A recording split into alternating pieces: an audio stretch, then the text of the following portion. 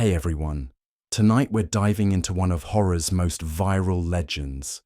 You think you know the Grudge, the haunted house in Tokyo, the pale woman crawling down the stairs, that sound that made creaky pipes terrifying forever. But the real story is much darker.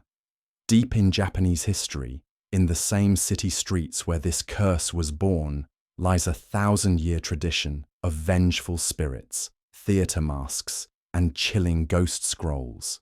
And at the centre of it all is Yuriko, not just a movie monster, but the last link in a chain of rage that refuses to die.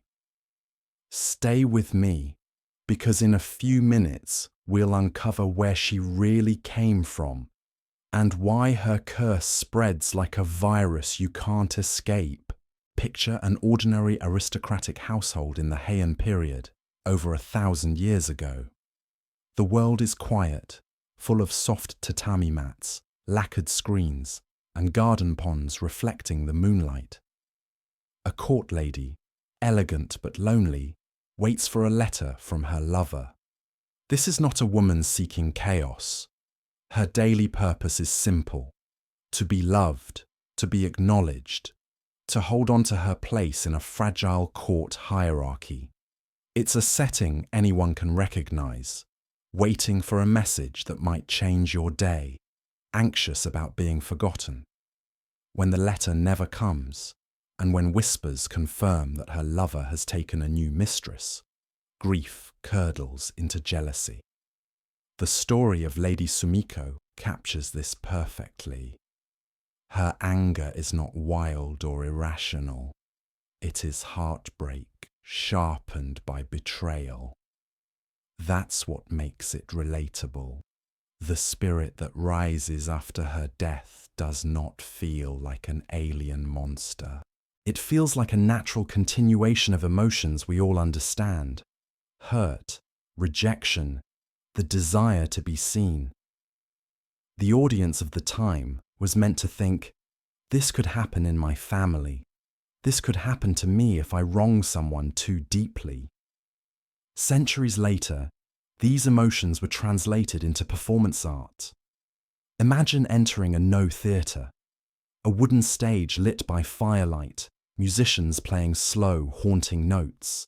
The actor wears a mask with wide, staring eyes and a downturned mouth, frozen between sorrow and fury. The movements are deliberate, gliding, almost dreamlike. This setting feels strangely ordinary. A public performance, people sitting shoulder to shoulder, expecting entertainment. But what they witness is a mirror of their own fears. The story is always familiar. A woman wronged, returning from beyond the grave to demand justice. The mask forces the audience to confront grief that cannot be softened by time. Because the performer's face never changes, the pain feels eternal. You can almost feel the chill, as if the ghost were standing right next to you. By the Edo period, the imagery became visual folklore. Artists painted ghost scrolls showing pale women with long, dishevelled black hair and limp arms hanging at their sides. These weren't random monsters. They were domestic, human figures who could have been your neighbour, your wife, your servant. The setting was again familiar: houses, gardens, wells. Seeing these scrolls was like scrolling through a news feed filled with tragedy. Every image a reminder that injustice could call the dead back. Because they were drawn in detail, they felt like case files, proof that these stories were real. People could look at the picture and imagine the spirit appearing in their own home. The hair covering the face wasn't just scary, it was a burial detail. It made the ghost feel physically possible. What ties these centuries together is motive.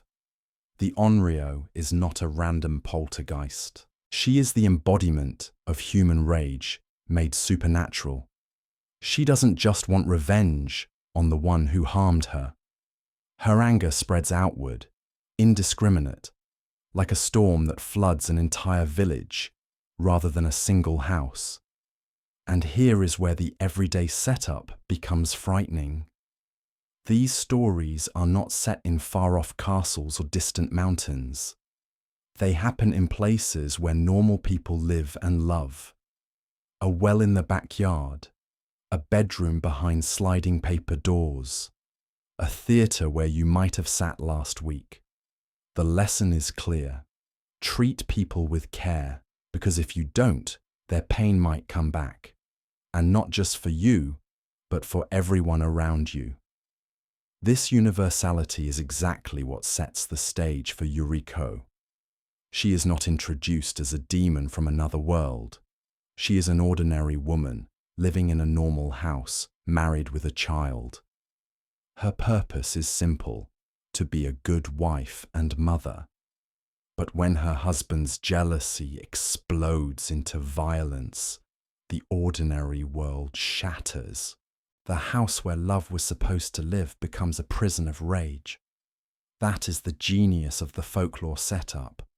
It takes something safe, the home, the family, the neighborhood, and poisons it just enough that the audience feels exposed.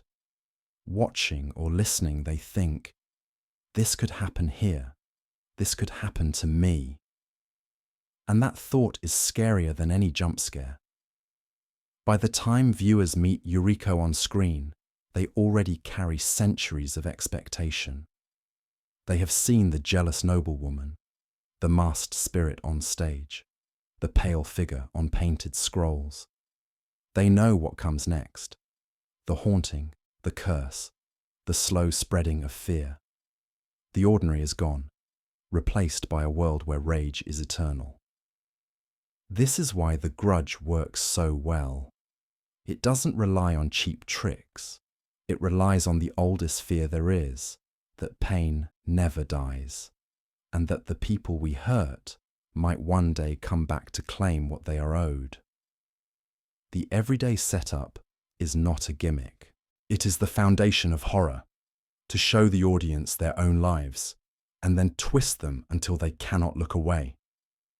The night was still when Hanako's story began. Somewhere in the Lord's mansion, a single porcelain plate lay shattered. Just one of 10, the prized set counted every evening. It was a small detail, almost invisible in a house that size, but to a servant girl, it was enough to change the air in the room. Hanako's heart pounded as she searched every cabinet, every dark corner. Her lantern light trembled with her hands. A single plate shouldn't mean life or death, and yet it did. She had been accused, not gently, but with the calm fury of a master whose pride was on the line. "Search again," he said. She did. She searched until her nails cracked. The missing dish was nowhere to be found. The audience senses the danger before Hanako does. It's just a plate, they think, but in this world, a servant's mistake can cost her life. The missing plate becomes the first uncanny sign, a warning bell only we can hear. Every night after her death, the counting began.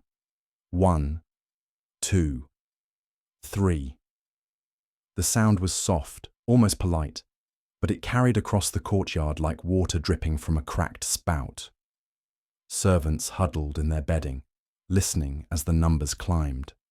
4, 5, 6. By the time the count reached 9, they were clutching their ears, praying the 10th plate would appear. But it never did. The count ended with a scream, an unholy sound that split the night air. In The Grudge, we feel this same rhythm, only now it is a croak and a crawl. Yuriko does not count plates, but she counts people in her own way. 1 intruder, 2, 3. Each one claimed by the curse, until the house is empty again. The repetition is not random, it is ritual. Trauma turned into a nightly liturgy. At first, Hanako's ghost only haunted her master, the man who had killed her.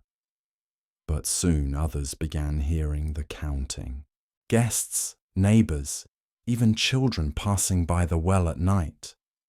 The haunting spread like water seeping into the ground until no one could live near the mansion without hearing the numbers whispered in the dark. This is where the transformation happens, from private revenge to public curse. Yuriko's curse works the same way.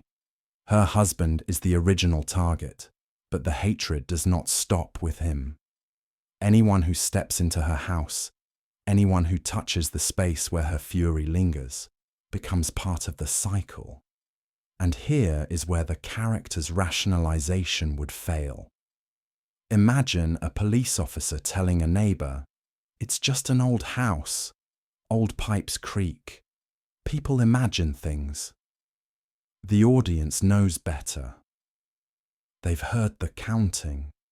They've heard the croak. Something is festering here, and it will not stop.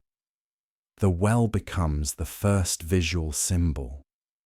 A dark mouth in the earth, swallowing justice, spitting out terror. When Yuriko's story was born centuries later, the well reappeared in a new form. Her house. 4 walls, a staircase, a crawl space. A place that should have been a shelter becomes the site of endless death. Even Yuriko's body echoes Hanako's image. The hanging hair, the limp arms, the hollow gaze, all were perfected in Edo-era ghost scrolls. When Yuriko drags herself down the stairs, she is not just a new monster, she is Hanako reborn, crawling out of the well again and again. This chapter is all about noticing before the characters do. The missing plate was a small domestic problem, until it became fatal. The counting voice was a faint detail, until it drove men mad. The house noises in the Grudge are just creaky wood, until someone dies. The power lies in how these details are dismissed. The master thinks a servant girl can be beaten into silence. The neighbors think the well is just a local ghost story. In the Grudge, realtors sell the house, pretending it is just another listing. But the audience knows. The audience leans forward, uneasy, waiting for the inevitable scream, the inevitable croak. Hanako's story is the prototype of a warning ignored. It teaches us that the first unsettling detail is always a signal, never an accident. Violence in the home does not stay hidden. It echoes. The dead, once wronged, will not stay politely in the ground. Yuriko inherits all of this. Her curse is not content to remain a private tragedy. It spreads outward, swallowing neighbors, visitors, police, anyone who steps too close. Just like Hanako's counting, the curse becomes background noise, inescapable, inevitable, and perfectly timed to strike when characters try to convince themselves it was nothing. By the end of this chapter, the viewers should feel that sickly dread. The details have stacked up, the missing plate, the counting, the croak, the crawling sound. Each is small enough to ignore, but impossible to forget. The characters may still try to rationalize. It's only a dream. Houses make noises. It's just a legend. But we know better, because we have seen Hanako before. We have heard the count, and we know that by the time the number reaches 9, someone is already doomed.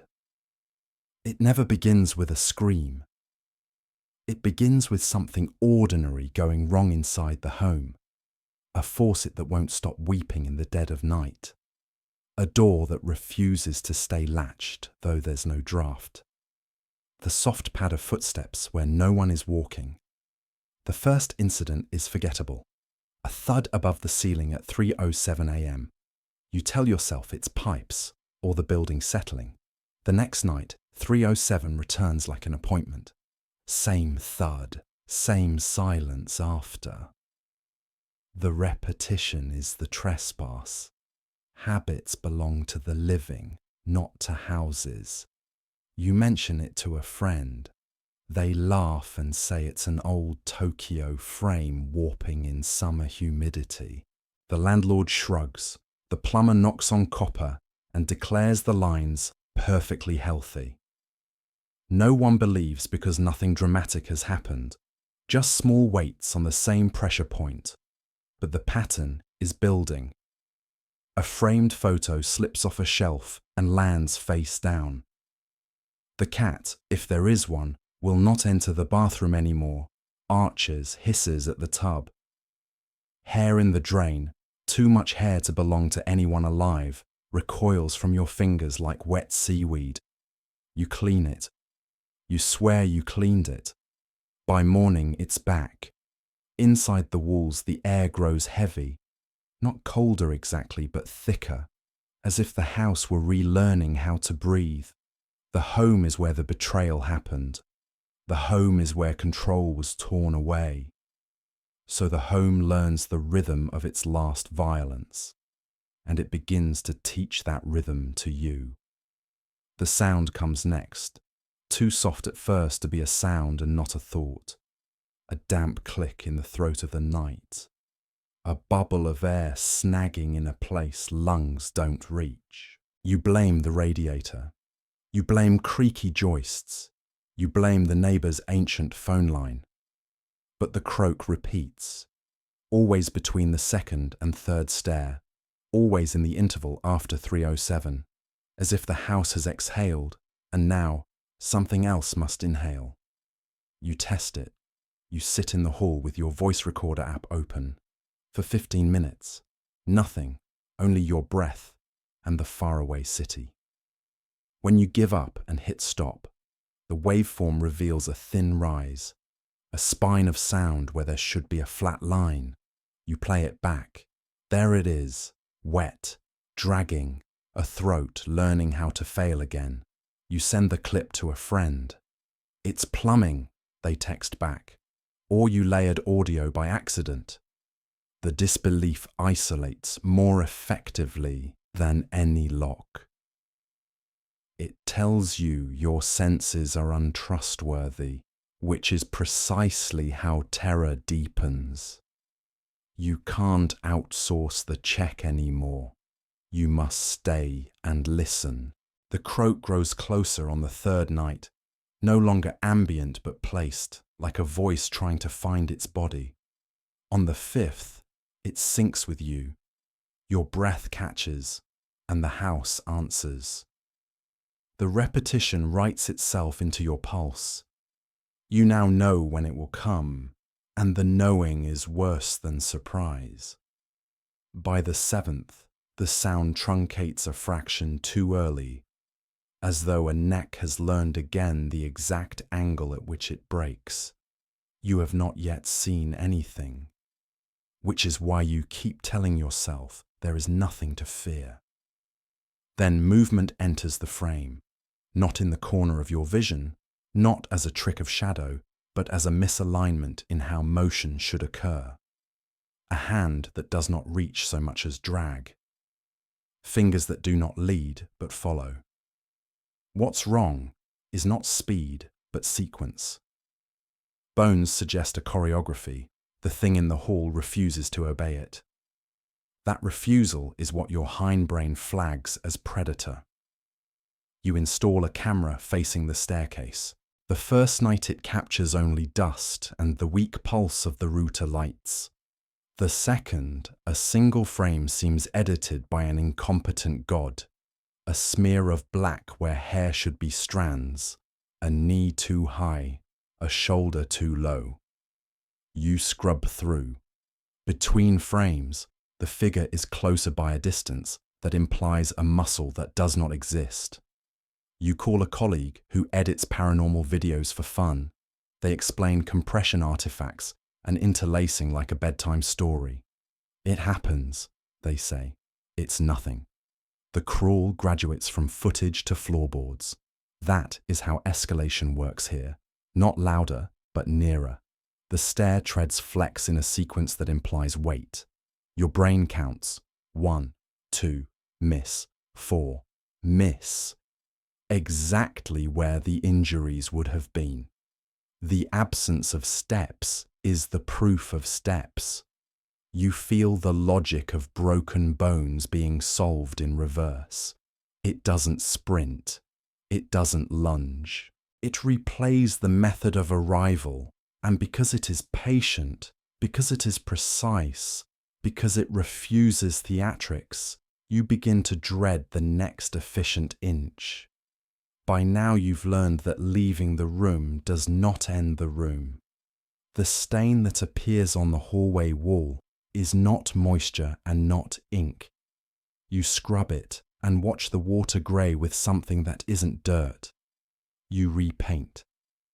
The stain rises through the new coat like a bruise remembering where it belongs. The tub ring returns no matter the solvent. You replace the shower curtain. The hem frays into unbraided threads that look maddeningly like hair. You invite company. No one mentions the smell, metallic, faintly sweet, like a coin held too long in the mouth. No one hears the croak. They say the flat is cozy. They compliment the light. You stand in the kitchen and practice not listening as the stairwood registers pressure that only you can hear. The house is making you an instrument. It will not perform for an audience. It will retune you in private until you ring at its pitch, so you try to break the loop. You sleep elsewhere, a friend's place across town. In the hotel, the faucet coughs once at 3:07 and then behaves. You exhale, embarrassed by your own relief. When you return for your things, the stain on the wall now has edges too crisp to be random. 12 narrow drips, a last one that trails off. Counting becomes compulsion. 1, 2, 3, 9. You stop before 10 as if the number itself might fetch something up from the drain. The house does not chase you with doors slamming or plates flying. It does not need to. The logic of Yuriko's curse is shamefully efficient. What happened here once will happen forever.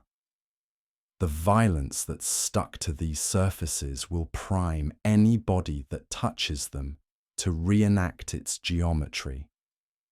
You realize the repetition has trained you where to stand, where to hesitate, where to look.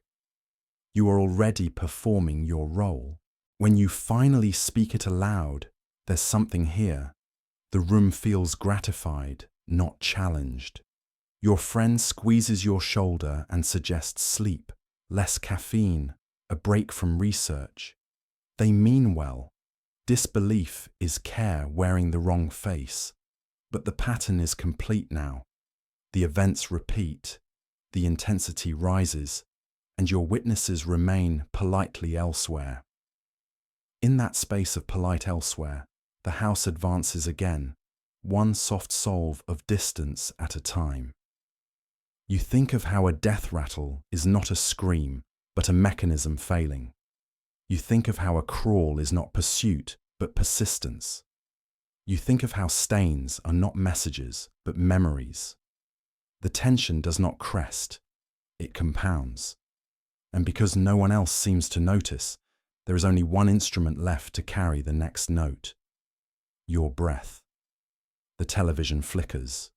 In the black and white static, a pale shape begins to form. Yuriko is here, not as a whisper, not as a hint, but fully manifested. Her broken body drags forward, each joint bending the wrong way. The croak rises like a choking death rattle from the walls themselves. There is no escape now. In 1998, Japan saw her for the first time in Katasumi and 444444444, 2 tiny television shorts. Even in those low-budget shadows, she appeared whole. Hair veiling her face, arms limp, knees scraping the floor.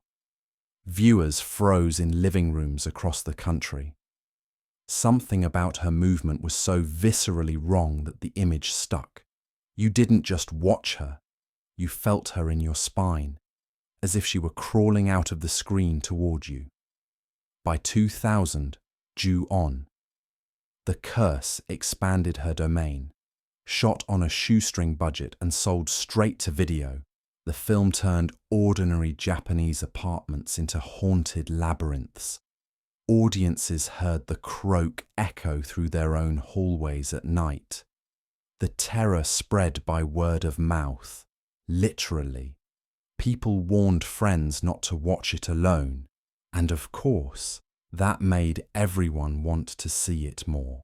The ghost was no longer confined to a single television broadcast. She had escaped into culture. This is where the curse reached its terrifying peak. Yuriko's haunting didn't just claim her husband. It claimed anyone who stepped inside the house, no matter how innocent. The horror didn't stop when you left the property. It followed you home like an infection. It was the perfect metaphor for late 1990s Japan, a society buzzing with early internet chain letters and urban legends. Fear itself felt contagious. The house became patient zero, Yuriko the carrier, the curse the unstoppable epidemic. Picture it, a character creeping into the abandoned house, holding their breath.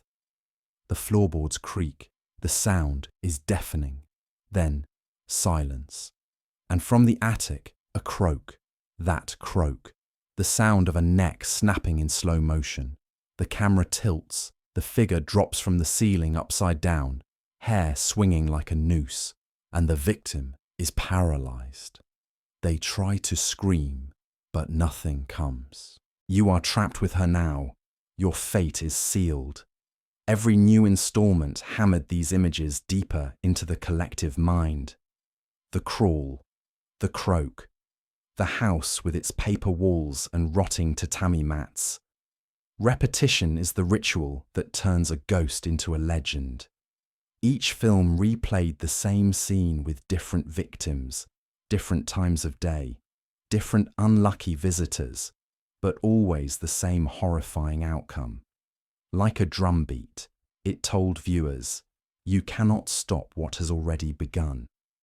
That's why Yuriko became more than a ghost story. She became a cultural reflex.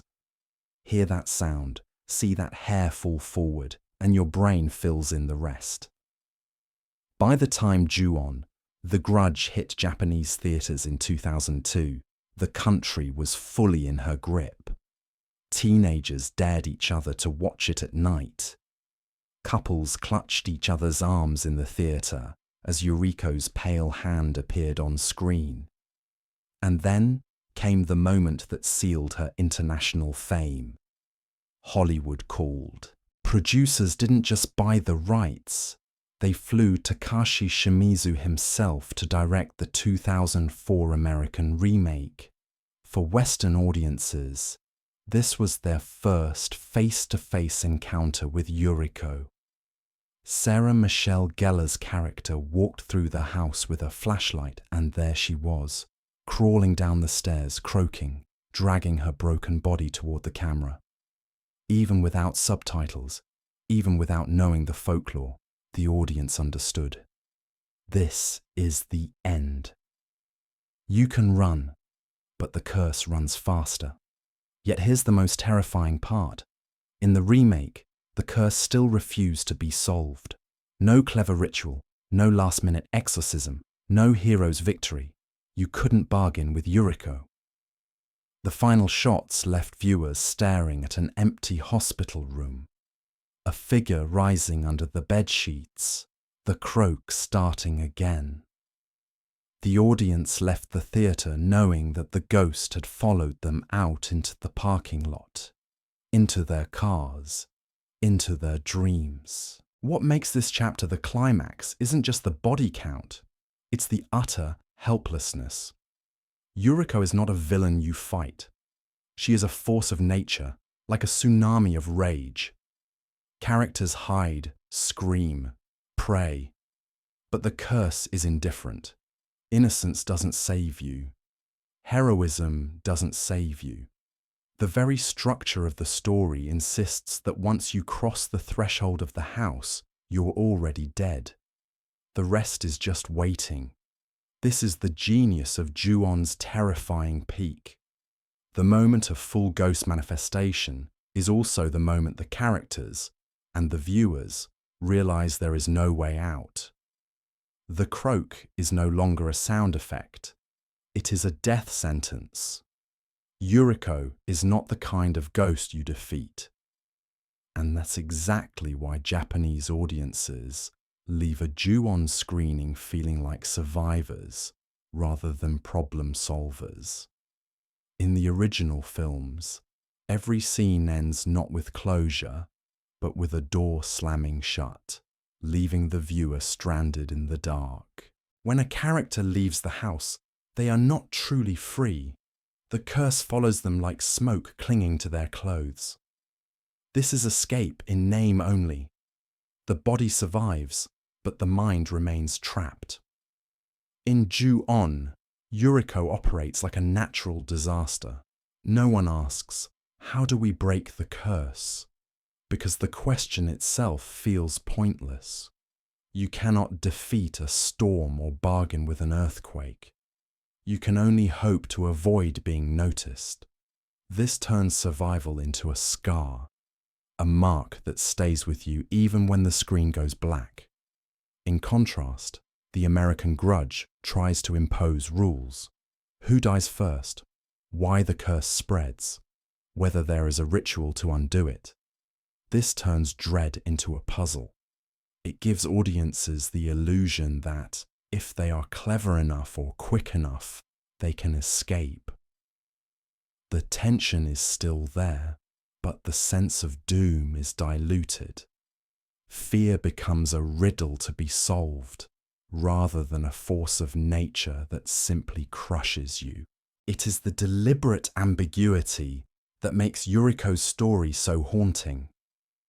There are no clean answers, no official escape route, and no final exorcism that wipes the slate clean. Viewers leave the theatre mentally unfinished, like someone who has just run out of a burning house, still coughing up smoke. They hear a creak in their hallway later that night, and their pulse spikes. This is the mental scar the film leaves behind. The sense that the curse could still be out there, waiting. For Japanese audiences, Yuriko is more than a ghost. She is a metaphor for domestic violence, hidden abuse, and generational trauma, horrors that live inside the walls rather than outside them. Watching Ju-on is not just scary, it is socially uncomfortable. The house becomes a mirror reflecting a darker truth about family life. When the story crossed into Hollywood, much of this metaphor was flattened. Yuriko became primarily a malevolent spirit rather than a cultural critique. American viewers were offered a mystery to solve rather than a wound to examine. They left the theatre feeling as if they had decoded a ghost story, not as though they had glimpsed a secret society wanted to keep hidden. What remains after the credits roll is the sense of barely making it out alive. In Ju-on, characters rarely win. They vanish, are claimed, or leave behind empty rooms. This leaves viewers asking themselves, if it were me, would I have escaped? It is the cinematic equivalent of a close brush with death, a chill that stays under the skin. You feel lucky, but not safe. Despite cultural differences, the core story still lands everywhere. The fear of being betrayed by someone close, of being marked by violence that was not your fault, and of carrying that pain forward. These are universal anxieties. Yuriko's curse behaves like a virus, and everyone on Earth understands what it means to fear infection. Whether you are in Tokyo, New York, or anywhere else, The thought that I could be next works the same way. This is why Yuriko endures. She is not just a character, but a reminder that evil doesn't stay where it started. It seeps, spreads, and lingers. You can flee the house, you can leave the country, but you cannot be sure it won't find you again. In the end, Ju-on leaves its audience in a state of suspended survival, breathing hard, glancing over their shoulders, knowing that whatever they just escaped might still be crawling after them. And that feeling, that sense of almost safe, is what drives them to watch the next installment, hoping for closure, but secretly fearing they'll never get it. The moment the truth about Yuriko's death is fully revealed, the house itself feels different. Every creak of the floorboard, every flicker of the hallway light now feels personal, like the walls have been keeping a secret for years and have finally decided to speak. We learn that Yuriko's tragedy did not begin with a ghost, but with something far more ordinary and far more horrifying: domestic violence. The supposed sanctuary of the home became the very site of betrayal and murder. Her husband Haruo's jealous rage turned intimacy into imprisonment, transforming the house from a shelter into a weapon. Suddenly, all the earlier details, the constant focus on the house, the claustrophobic angles, the bathroom that seemed to breathe, make sense. This is not just where she died. This is where she was silenced. In Japanese culture, the home is meant to be a place of harmony, of order, of safety. The revelation that the danger was inside those very walls is what makes Yuriko so disturbing. She was not killed by a passing stranger, a wild animal, or a supernatural entity. She was killed by someone who shared her bed. The home as hazard motif is the first piece of the puzzle that clicks into place. It reframes every previous scene. The attic noises are not just jump scares.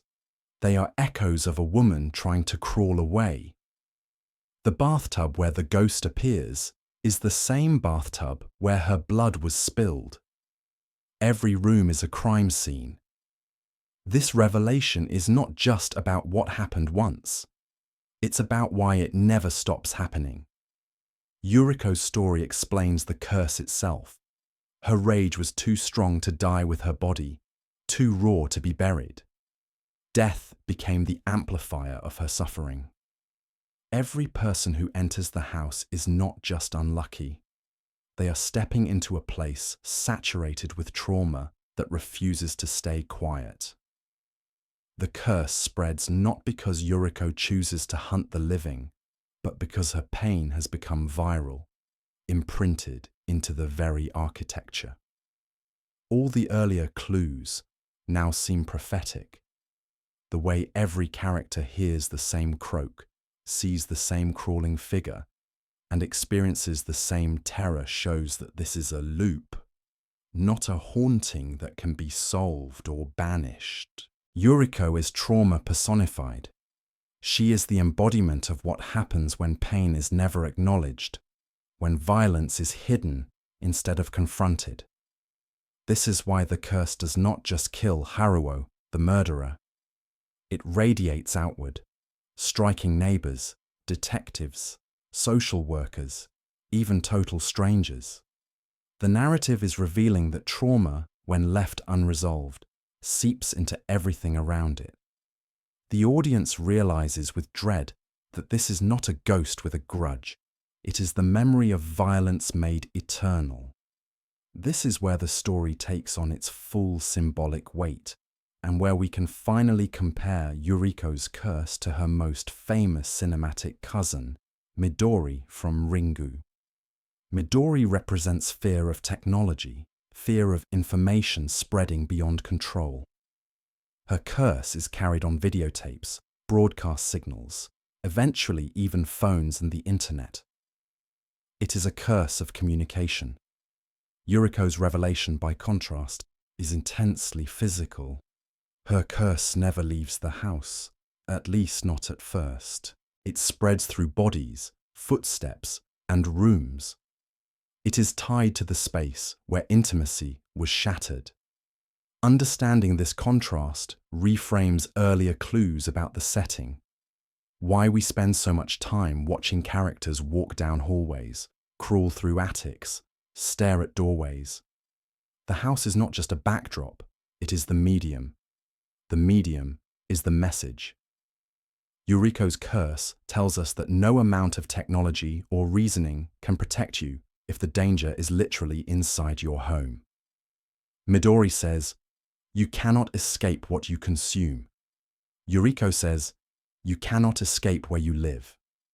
Together, they map out two halves of modern fear: the fear of the external network and the fear of the internal space. But Yuriko's half feels more intimate, more invasive, because it tells the viewer that even the safest place, the bedroom, the bath, the family space, can betray you. Finally, the last piece of the puzzle falls into place when we realize that the signature sound of Yuriko, the guttural croak that every victim hears, is not just a scary sound effect. It is her final breath. It is the moment of her death replayed over and over, forcing every listener to witness what happened to her. This is the ritual revelation, the document written not in ink, but in sound. It is her testimony, carved into the air. Now every earlier moment where we heard the croak gains a new level of horror. It is not random. It is not there to make you jump. It is there to remind you that Yuriko was silenced in life, and this is the only voice she has left. The crawl, too, now makes sense. She is forever dragging herself toward the place where she died, reenacting her last moments, forcing us to watch so that we cannot pretend it didn't happen. The chapter closes with the realization that Yuriko is not a monster without reason. She is the evidence. She is the witness. She is the ritual that keeps repeating until someone listens. The curse is not just about killing. It is about forcing the world to see the crime that created her. And that, more than anything, is what makes her terrifying. Because how do you stop a ghost whose entire existence is dedicated to making sure you never forget? This Revelation chapter reframes the entire story. All the earlier clues, the house that seemed alive, the croak that echoed, the indiscriminate deaths, become part of a single, coherent picture.